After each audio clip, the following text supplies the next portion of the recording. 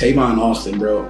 Oh, Tavon Austin game, bro. Now, that is the first time I ever watched a game and was like a fan at the same time. Just to see like a player like that on the opposing team as a young boy, you looking like, that's what I want myself to look like in the future. We get the 4th of July off. I'm like, oh man, we get the first weekend. We ain't got workouts. That Monday after the 4th of July, bro, that was the first time I ever experienced a whole body cramp. We did 28 1-10s. I don't know if you remember that, bro.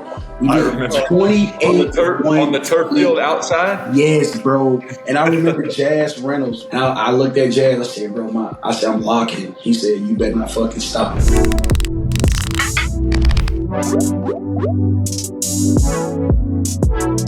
College football tees, college basketball tees, whatever you need, Mercury has you covered with the best merch out there. We're talking about high quality clothing, inexpensive, and the best part is I have a 15% discount for everybody who goes and gets some right now. Use the code below, hit the link in the description, and go get your merch now. Use the code to get 15% off. What are you waiting on? Go do it. We are back for another week of the Dial It Up pod with Connor Knight and Trevor Knight.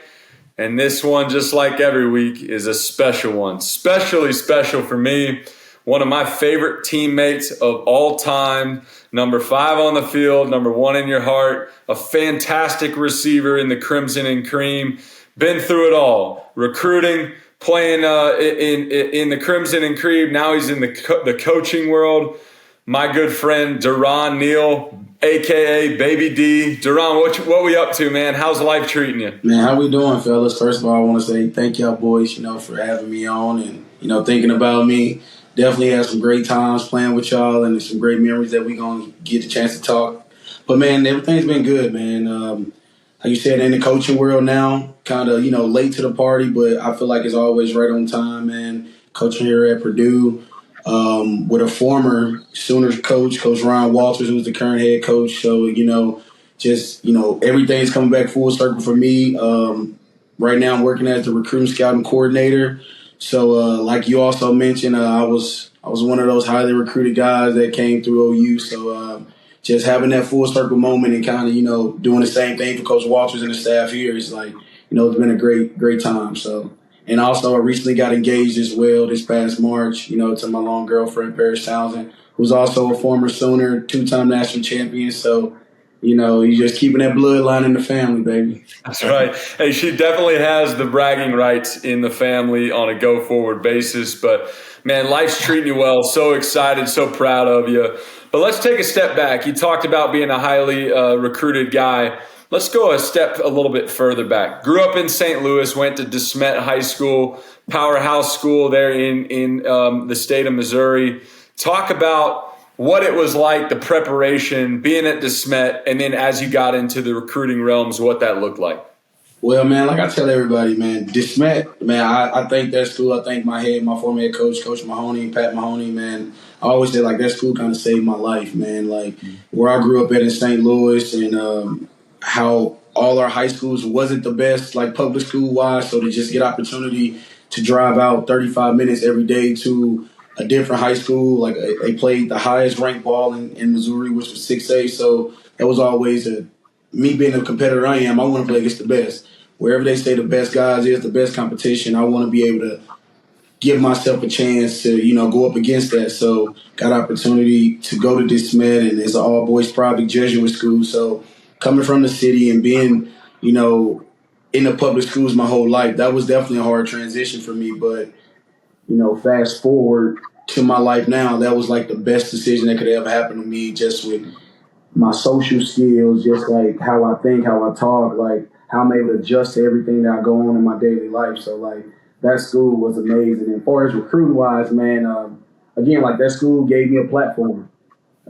With being able to play against, some schools that was ranked out of Kansas City, playing schools in Jefferson City, like those schools are powerhouses. So for me to be able to go up against those guys who were ranked when I was a young boy to when I was a senior, just gave me that spotlight and the competition level for coaches to, look up like, okay, when I go to Missouri, I know we're going to start here. Who's the guys here that's playing the best competition? So I always want to keep my name in that. And luckily I did. That's right. So, my bad, see. No, go ahead. Oh, no, I was just saying, and so they just kind of kept propelling. Like once I kind of seen, myself, starting to see, okay, after my sophomore year, had a good year, then junior to senior year, just to see like how fast it happened. I don't think that would have happened for me, particularly going to a public school at the time that I went to high school and I chose to go to a private all-boys school. Mm-hmm. Mm-hmm.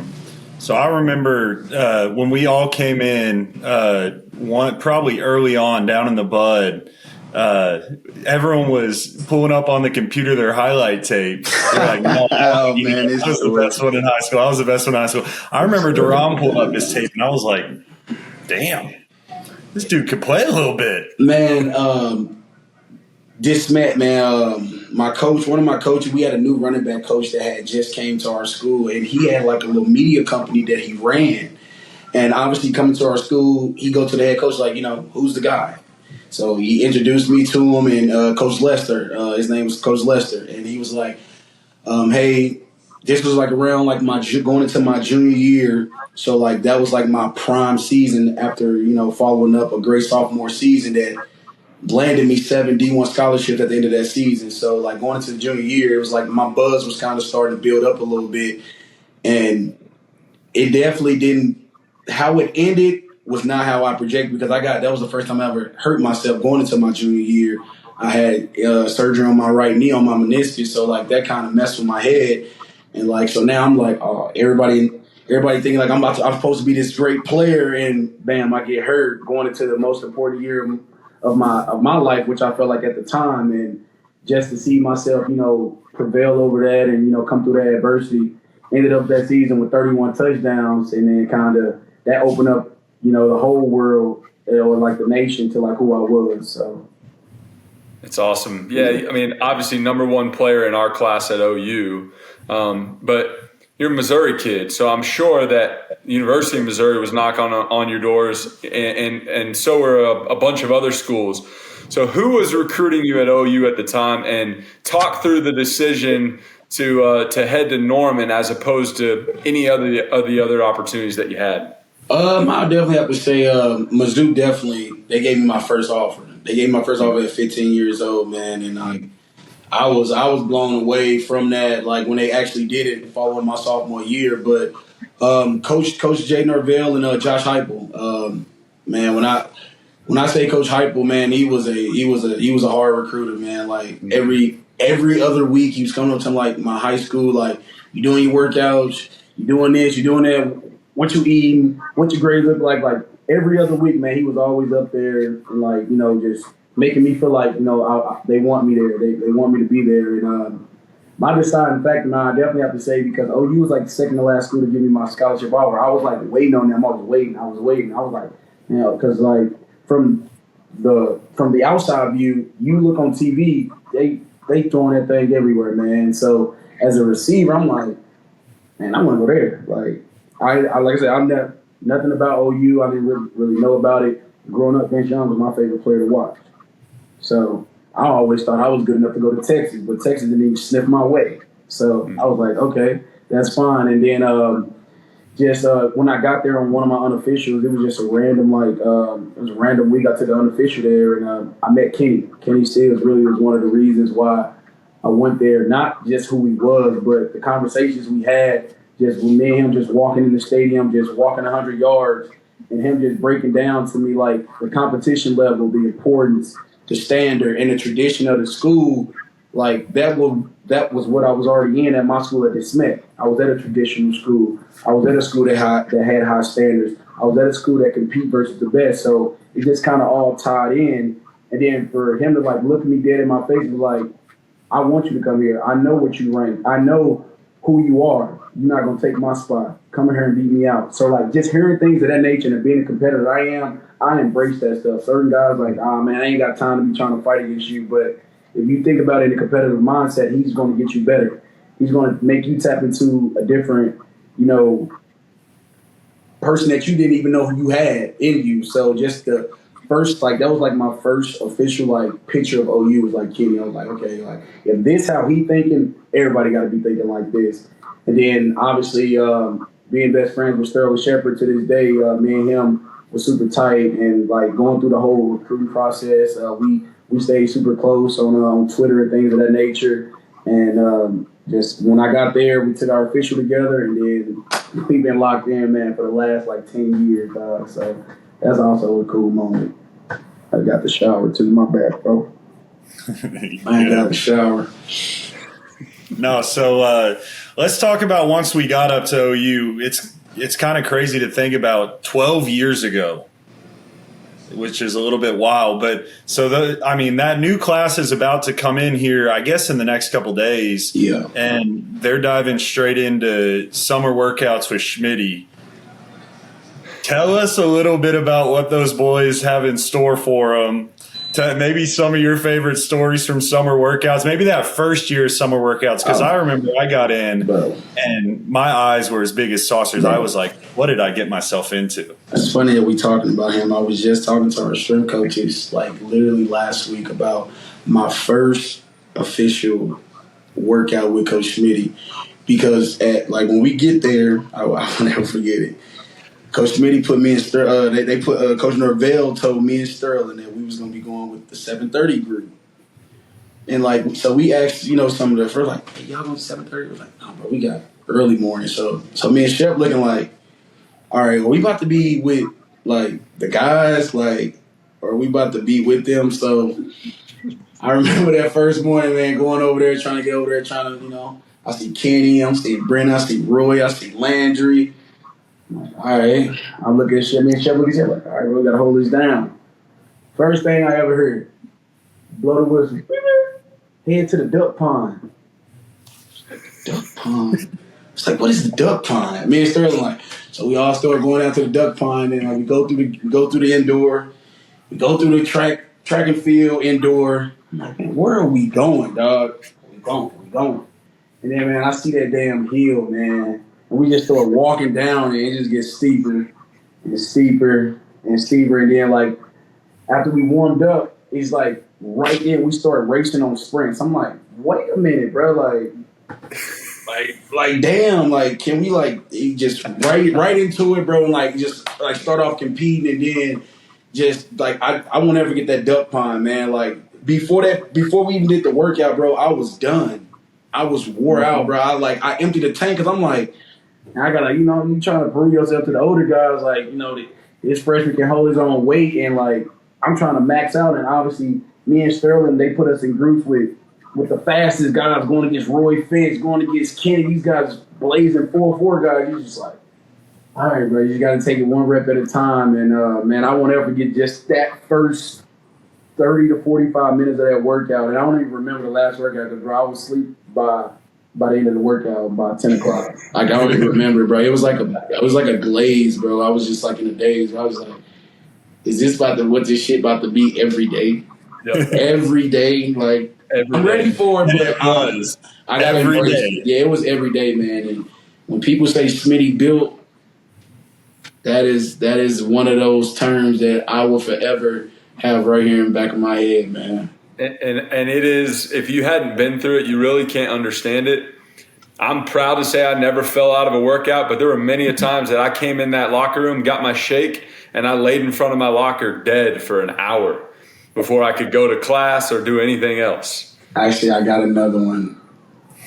That same year, it just hit me. We get the 4th of July off. We get the 4th. He gave us a half day on Friday.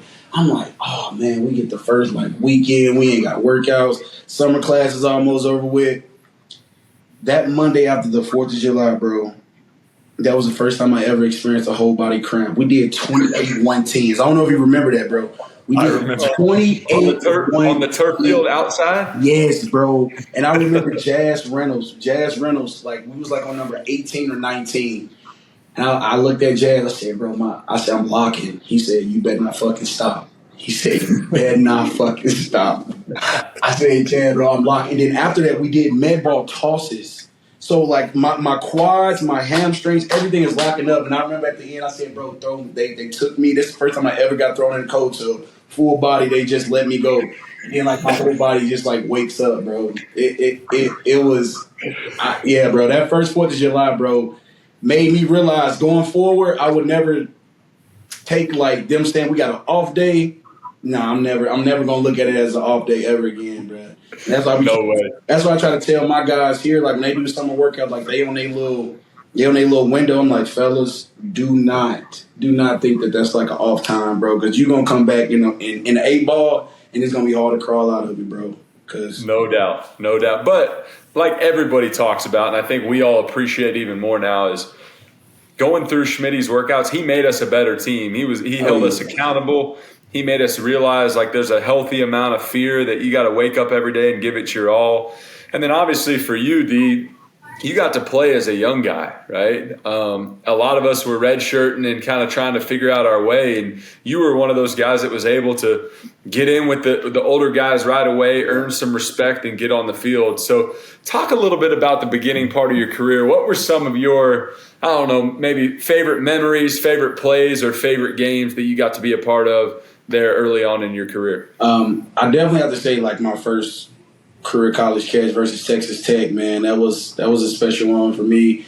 I get thrown in the game on a chilly. I forgot what time. It was kind of chilly there, and to get like my first one, it was like on like a little like a rollout hitch, and then to come right back to catch. I went over a drag route over across the middle and get like an extra another 15 to 20 yards. Like that was like, oh, all right, like kind of knocking those jitters out, man. And then I'll have to say probably senior year, man. That whole senior year run after we lost to Texas, man. Like that season to me, like personally, was like the definition of just like overcoming everything that we did as a team, man. Just from all the things that happened leading up to like the summer we had with like all the stuff that we went through as a team, from the airport, us being stuck in the airport for 15 hours, like, Kansas State. You know what I'm saying? Things like that. Or just little stuff like that. Like I just revert back to that year, man. And that year was just special for me because like after we lost that game, I seen like a turn of like our team and like the focus and the coaches and just everything just went I don't know, it just got laser sharp. It's like we needed that wake up call. You don't ever like losing, but like a loss like that can either break a team or make a team. And I feel like that made us stronger and made us closer for sure. Absolutely. So one memory you didn't mention, I know Trevor's probably pretty upset. Sweating my bad, bro. Good. Trevor's probably pretty upset about this, but what about at West Virginia when you got to play a little QB on that reverse? Hey, I gotta know. Nice. Did you take the glove off before the play, or did you throw it with the glove on? No, I threw it with the glove on. Man, I played quarterback back in high school. I got a couple. I got about 20. No, I ain't gonna say 20. I got about 15 passing touchdowns in my life from high school, man. So I had a nice little touch, and I knew T had great hands. So it was bound to happen, man. It was bound to happen. And when Coach Hype called it, at the time that he called, I'm like, oh, it's gonna work. This is perfect timing, and for us to like make it work and it executed perfectly. But then a year later, I threw my first interception, so I'm 1 for 2, man. I threw my interception versus K-State. That play in West Virginia, though, when he called it, I was obviously licking my chops.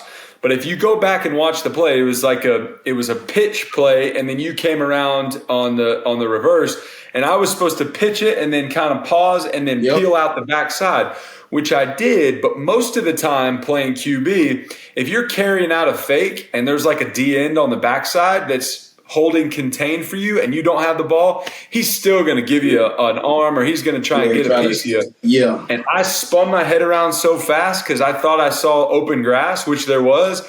And if you watch it, if he would have gave me a forearm, I would have been flat on the ground and you would have got sacked. So I'm thankful that he didn't. That was a fun one. I don't know, T. You one of the strongest quarterbacks I ever seen in my life, bro. I don't think you gonna get pushed by no little shit. Now I get it. Those boys, those D linemen, those boys get a little dirty and a little nasty, but bro, you can lift and run with the best of them, T. Back in the day. You go with the best of them, man. That was a cool moment. Like, that whole experience, too, I didn't even touch on this, man. I don't know how I forgot about this, bro. My freshman year, you go back to favorite games, Tavon Austin, bro. Oh. Tavon Austin game, bro. Now, that is the first time I ever watched a game and was like a fan at the same time. Like I was a freshman, and Kenny and Landry had a phenomenal game. Kenny game-winning touchdown, Landry 6 touchdowns, shootout game. But just to see like a player like that on the opposing team, like you throw everything in a bag of chips and everything else that you got, and he still just make the play that he made, bro. Like as a young boy, you looking like that's what I want myself to look like in the future. So like to see Tavon Austin do that. But to see how we responded and how we didn't blink, like it was just like that was one game that like a back and forth game that like stuck in my head. Like, okay, when I get older, like you got to be calm under pressure. This how you got to approach it. This how you got to, your mindset through it. So those games coming leading up junior senior year, those was really easy for me to kind of just stay calm, stay relaxed because like I wasn't even playing in that West Virginia game back in 12, and my heart was racing just for the guys. So. Yeah, I missed that part out, man. That game right there was – I won't ever forget that game, bro. That game was special. You asked Tony Jefferson or some of those guys if that was their favorite game, and they might slap you. Yeah, I know, man. I ain't mean to throw my boys under the bus like that, but I'm an offensive guy, bro. And when I see an offensive player like that, bro, and they lined him up everywhere on the field, and he scored from everywhere on the field, you just like, damn, like, that's what you want as a guy. Like, you want that. You want that smoke, man. And dude, I was talking about highlight videos that we were watching. I mean, talk about the greatest high school highlight video ever is Tavon Austin. Bro. I mean, like, that's the one that everyone knows, like, especially guys our age. That's like the highlight you watched when you were in high school. It's like, one that you watched when you about to get ready for a big game, man. It was him, and it was him or Tyrann Mathieu as a defensive guy. Those two guys with they highlight tapes, bro, like those dudes can get you in a zone, get your blood pumping and ready to go, bro. It like just like that. So you ain't lying about that with because that tape right there would be legendary. It's gonna age so well, man. If you want to see some, craziness, man, turn on that dude. No doubt. So speaking of guys, let's talk about some guys that you had the chance to play with. We've asked this pretty much on every podcast, but you mentioned Kenny, you mentioned Shep, some of those guys that really you looked up to in terms of players that made you a better player around you. Who else? We've talked about Bake a lot, and if you want to talk about Bake, do that too. Just guys that, man, from day one or even later on in your career, they just had a way about them in the locker room that made you a better player and made everybody around them better. Definitely Samaje, man. People don't know, man. Me and Samaje was like really tight at OU.